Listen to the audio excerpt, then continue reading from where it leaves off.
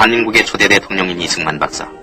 그는 일본 침략에서 나라를 되찾으려는 결의의 항일운동에 앞장섰을 뿐만 아니라 해방 후에는 대한민국을 수립하는 데 온갖 정성을 다해온 건국의 공로자였다. 또한 그는 세계 평화가 유지될 수 있는 길은 오직 공산주의를 이 지구상에서 몰아내는 데 있다는 것을 자유세계에 일깨워준 반공의 선각자였다. 이와 같이 그가 자유세계에 그리고 우리 민족과 국가에 남기고 간 여러가지 일들은 우리 민족의 가슴에 바로 새겨져 오래도록 잊혀지지 않을 것이다.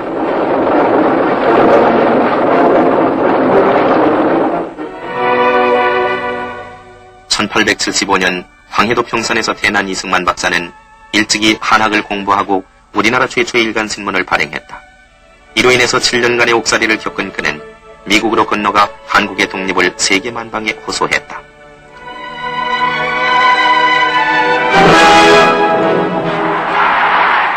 드디어 해방의 날은 왔다. 반세기에 걸친 일제 침략의 막은 내려지고 광복의 여명은 3,000만의 환희와 더불어 삼천리 구석구석을 찬란히 비춰주었다.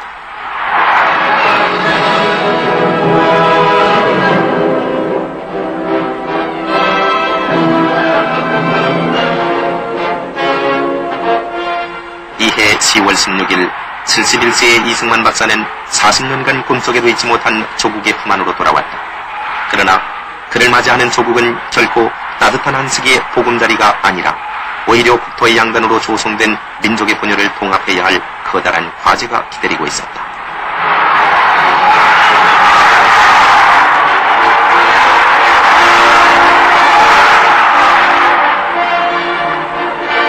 그는 귀국제 일성을 통해서 모든 정당과 당파는 서로 협동해서 우리 한국의 완전 무결한 독립을 찾는 것이 나의 희망이라고 말하고 한테 뭉치자 그러면 산다고 민족의 단결을 호소했다.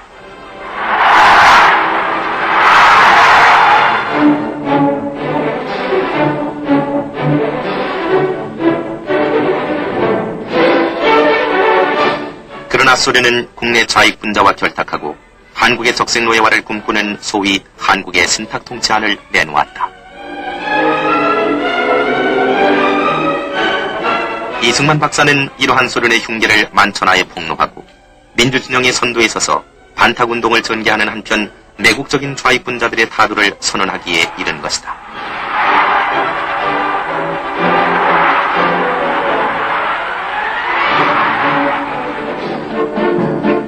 (1947년 11월) 마침내 유엔은 유엔 감사에 한국에서 총선거를 실시할 것을 결정. 1948년 5월 10일 역사적인 총선거를 실시했다. 1948년 8월 15일 새로 탄생한 대한민국 정부는 자주 독립국임을 세계 만방에 선포했다. 메가더 장군도 이 자리에 참석해서 새나라의 앞날을 축복해 주었다.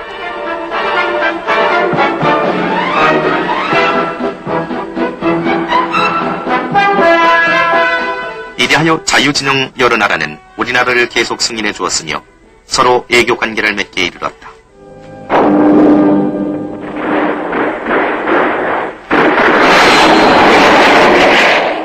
그러나 불행은 또 평화로운 이 강산을 휩쓸었다. 1950년 6월 25일 북한 괴뢰는 대한민국을 불법 남침, 무수한 동포를 살해하고 많은 재산을 불살라버렸다. 마침내 유엔 안전보장이사회는 유엔군의 참전을 결정하고 북진을 단행했다.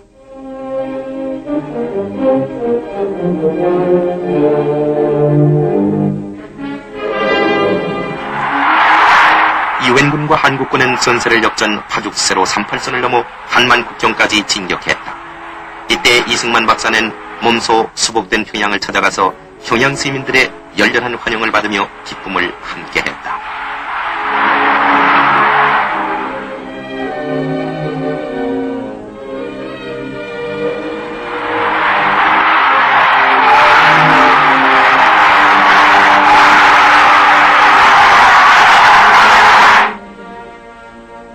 그러나 예기치 않았던 중공군의 개입으로 민족의 수건이었던 통일의 꿈은 산산이 부서지고 말았다.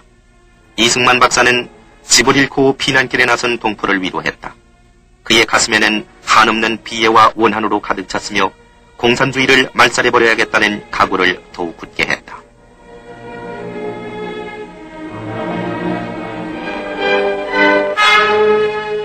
이승만 박사는 북진 통일을 강경히 부르짖었으나 공산 측의 휴전 제의로 개성에서는 휴전 회담이 열리게 됐다. 이때 이승만 박사는 어떠한 휴전 제안도 받아들일 수 없다고 전 세계에 경고했으며 전국 각지에서 휴전 반대 북진 통일을 외치는 국민들의 시위는 끝일 줄을 몰랐다. 휴전 회담이 진행되는 1953년 6월 이승만 박사는 남한 각지에 수용되고 있는 2만 7천 명의 반공 포로들을 석방하는 일대 영단을 내렸다. 이때 그는 말하기를 나는 벌써부터 인권옹호의 원칙하에서 이들이 석방돼야 할 것으로 생각하고 있었다고 말했다. 1953년 7월 휴전 조약이 체결된 이래 이승만 박사는 군사력의 증강만이 국토를 통일하고 평화를 유지하는 길이라고 확신하고 미국의 도움으로도 국군 증강에 온갖 힘을 기울였다. 이러한 노력은 휴전 후 불과 3년이 되던 해에 세계 제4위라는 막강한 국군을 자랑하게 됐다.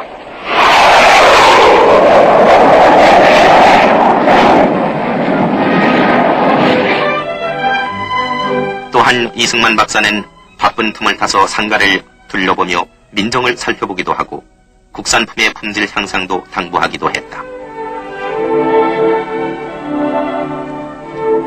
그리고 모처럼의 여가에는 부인 프란체스카 여사와 못에 고기모이를 던지며 깊은 생각에 잠겨보기도 하고 때로는 붓에 먹을 찍어서 마음의 고요를 찾아보기도 했다.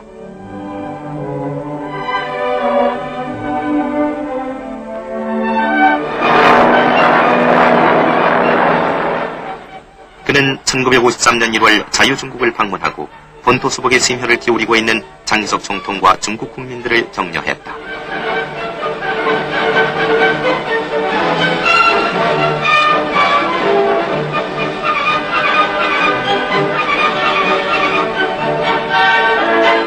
그는 입법원에서 있었던 연설을 통해서 공산주의자들의 야망을 분쇄하기 위해서 한국이 수행하고 있는 멸공승전의 의의를 설명하고 이를 위한 자유중국과의 협력을 역설했다.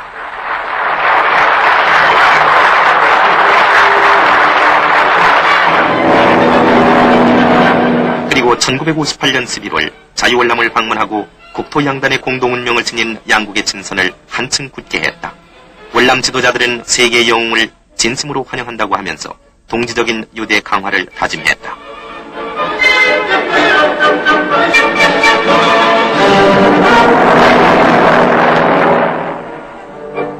(1954년 7월) 아이젠하워 미국 대통령의 초청을 받고 워싱턴을 방문했다.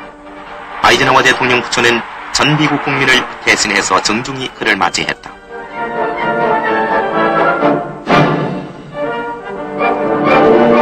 이어 이승만 박사는 미국 상하이양원 합동회의에서 연설을 하고 한국이 위기에 처해 있을 때 미국이 도와준 데 대해 감사의 뜻을 전했다. 철저한 반공주의자로 세계에 널리 알려졌던 그를 맞이하는 전 미국 국민들은 열렬히 그를 환영했다.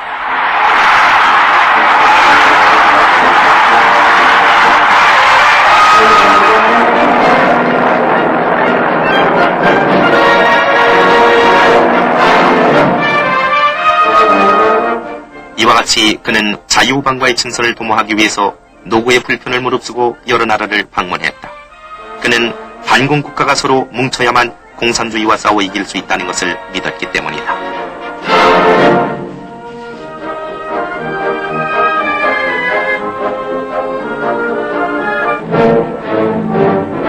그러나 그에게는 독재자라는 낙인이 찍혀졌다.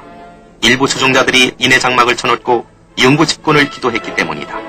부정과 부패에 항거하는 4.19 학생들의 의견은 전 국민의 지지를 받으며 전국적으로 퍼져나갔다.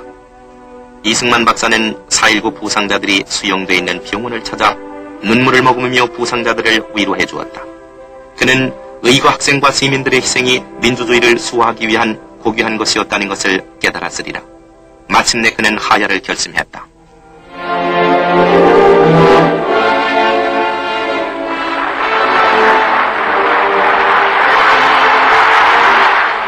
이승만 박사는 오랜 동안의 정치 생활의 끝을 맺고 하나의 야인으로 대통령 관저를 물러났다. 흰머리가 송송한 노 박사의 심회가 그때 어떠했으리라는 것은 누구나 알 수가 없다. 그러나 80생애를 조국 광복과 반공투쟁에 못 맞춰온 그는 자기의 조국 아닌 남의 나라에서 망명 중 숨져갔다.